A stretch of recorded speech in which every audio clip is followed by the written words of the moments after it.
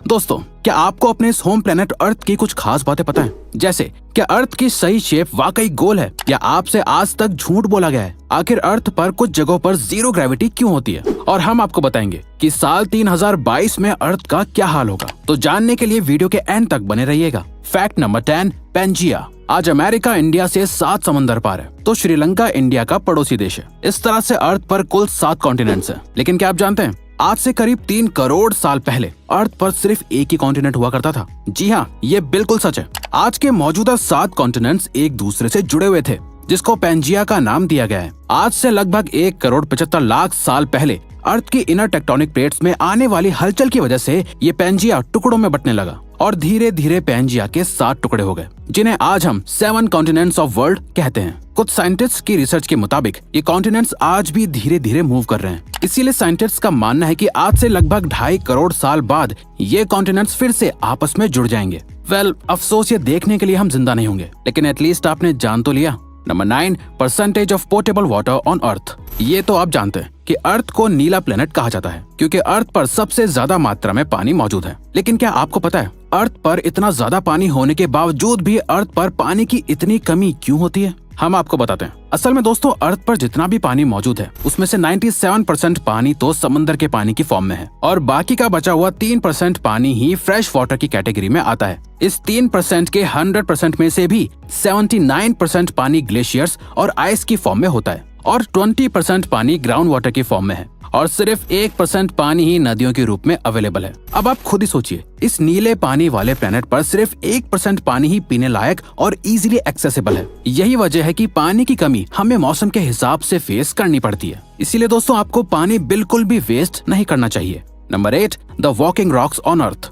क्या आप हमारा यकीन करेंगे अगर हम आपसे कहें कि अर्थ पर कुछ रॉक्स ऐसे भी हैं जो चल सकते हैं? आपको ये सुनने में थोड़ा अजीब लग रहा होगा, लेकिन ये बिल्कुल सच है। ये वॉकिंग रॉक्स डेथ वैली के रेस ट्रैक प्लाया में पाए जाते हैं। दोस्तों, अब आपको इन वॉकिंग रॉक्स के पीछे की सच्चाई बताते हैं। असल में दोस्तों, डेथ वैली के इस रेस ट्रैक प्लाया में तूफान इतनी स्पीड से आता है कि रॉक्स ऑटोमेटिकली एक जगह से दूसरी जगह पर चले जाते हैं। नासा के रिसर्चर्स के मुताबिक ये वॉकिंग रॉक्स बाकी के रॉक्स से अलग होते हैं। ये रॉक्स असल में वो पत्थर होते हैं जिन पर कभी बर्फ जमा करती थी। यही वजह है कि ये रॉक्स हवा के हल्के से झोंके से भी मूव करने लगते हैं। दोस्तों, सबसे अलग और हैरान करने वाली बात यह है कि रेस ट्रैक प्लाया एरिया में हवाओं की स्पीड इतनी तेज होती है कि हजारों पाउंड के रॉक्स भी आसानी से रुई की तरह उड़ने लगते हैं और ये रॉक्स अपने पीछे एक रास्ता बनाते हुए चलते हैं, जिससे पता चलता है कि ये रॉक्स किस डायरेक्शन से आ रहे हैं। हालांकि ये डायरेक्शंस हमेशा सीधी नहीं होती हैं, ये अक्सर टेढ़ी मेढ़ी ही होती हैं। Number 7, uneven gravity.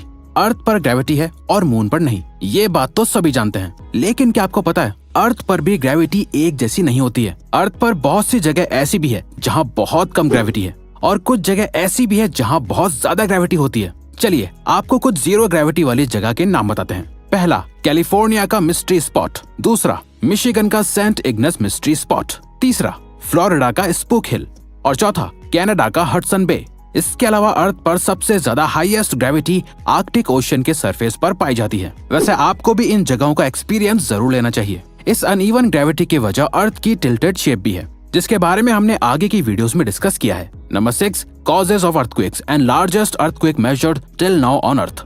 अर्थक्वेक यानी भूकंप का नाम सुनते ही सभी के रोंगटे खड़े हो जाते हैं। लेकिन क्या आप जानते हैं कि आखिर भूकंप के आने की असली वजह क्या होती है? चलिए हम आपको बताते हैं। दोस्तों, अर्थ की सतह में प्लेट्स होती हैं, जिन्हें टेक्टोनिक प्लेट्स कहा जाता है। वैसे तो ये टेक्टोनिक प्लेट्स हमेशा मूव करती रहती हैं और जब इन मूवमेंट्स के दौरान ये प्लेट्स एक दूसरे से टकराती हैं या अलग होती हैं, तो फ्रिक्शन की वजह से एक एनर्जी रिलीज होती है, जो वेव्स की फॉर्म में तेजी से अर्थ के सरफेस की तरफ आती हैं और यही वेव्स हमें अर्थक्वेक आने का एहसास कराती हैं। अब बात करते हैं अब तक के सबसे खतरनाक और विनाशकारी भूकंप की। दोस्तों, अब तक का सबसे हाई मैग्नीट्यूड का रिकॉर्ड किया गया भूकंप मार्च 2016 में यूनाइटेड स्टेट्स में आया था। इस अर्थक्वेक का मैग्नीट्यूड 9.2 था। लेकिन दोस्तों, यूएस जियोलॉजिकल सर्वे के मुताबिक हाल ही में मई 2022 में चिली के अंदर 9.5 मैग्नीट्यूड का अर्थक्वेक रिकॉर्ड किया गया है, जो अब तक का सबसे विनाशकारी भूकंप माना जाता है। Number 5, geomagnetic reversal. दोस्तों, अर्थ के अंदर भी मैग्नेटिक फील्ड्स होते हैं, जिन्हें आप मैग्नेटिक कंपास की मदद से देख सकते हैं। ये मैग्नेटिक फील्ड्स अर्थ के कोर से रिलीज होती हैं और साथ ही ये डायपोल होती हैं, मतलब इनका एक साउथ पोल होता है और एक नॉर्थ पोल होता है। अब जियोमैग्नेटिक रिवर्सल से मतलब होता है कि इन फील्ड्स का आपस में बदलना। यानी नॉर्थ पोल साउथ पोल में बदल जाता है। अर्थ अक्सर अपनी मैग्नेटिक फील्ड्स की डायरेक्शन को बदलती रहती है। हालांकि इस मैग्नेटिक रिवर्सल से इंसान को कोई नुकसान नहीं होता है, पर समुद्री जीवों को इससे खतरा हो सकता है, क्योंकि वो जीव इन मैग्नेटिक फील्ड से ही डायरेक्शन का पता लगाते हैं। और इसके अलावा दुनिया के सभी इलेक्ट्रॉनिक कंपास भी खराब हो जाएंगे। अगर आपको स्टैटिस्टिक्स बताएं तो पिछले 1500 सालों में अर्थ की मैग्नेटिक फील्ड्स में बहुत ही कम बदलाव आया है। Number 4, earth is a recycled planet. दोस्तों, जिस जमीन पर आप और हम चल रहे हैं वो रिसाइकल्ड है। जी हाँ, ये बिल्कुल सच है। असल में दोस्तों, अर्थ पर रॉक्स का फॉर्मेशन एक प्रोसेस के थ्रू होता है। इस प्रोसेस में 3 स्टेप्स होते हैं। पहला इग्नियस रॉक्स, दूसरा सेडिमेंटरी रॉक्स, तीसरा मेटामॉर्फिक रॉक्स।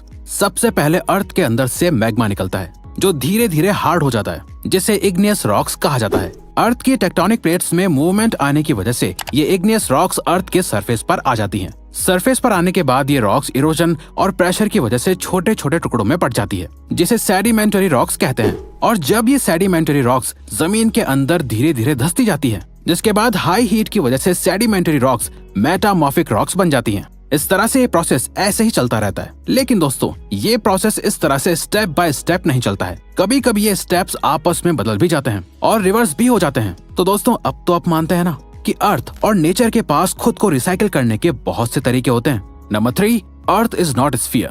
बचपन से आज तक हम यही पढ़ते आए हैं कि अर्थ एक स्फीयर की तरह गोल होता है, लेकिन ये सच नहीं है। अर्थ की शेप असल में थोड़ी सी टिल्टेड यानी चपटी होती है। National oceanic and atmospheric administration NOAA के मुताबिक जब अर्थ रिवॉल्व होती है तो ग्रेविटी अर्थ को सेंटर की तरफ पुल करती है, वहीं दूसरी तरफ सेंट्रीफ्यूगल फोर्स सेंटर से बाहर की तरफ पुश करता है। इन ऑपोजिट फोर्सेस की वजह से अर्थ अपने एक्सिस पर थोड़ा टेढ़ा और चपटा है। आप इसे ऐसे मान लीजिए कि जैसे किसी बॉल को जोर से जमीन पर मारने से निशान पड़ गया हो। आपको जानकर हैरानी होगी कि इसी ही टिल्टेड अर्थ की वजह से अलग अलग मौसम आते हैं और दिन और रात की ड्यूरेशन बदलती रहती है। यहाँ तक कि जो अनइवन ग्रेविटी वाला फैक्ट हमने आपको पहले बताया है, वो भी अर्थ की इसी शेप की वजह से होता है। और वैसे भी अब से आप लोगों को अर्थ की रियल शेप राउंड नहीं बल्कि इलिप्सॉइड बताना। Number 2, how life started on earth.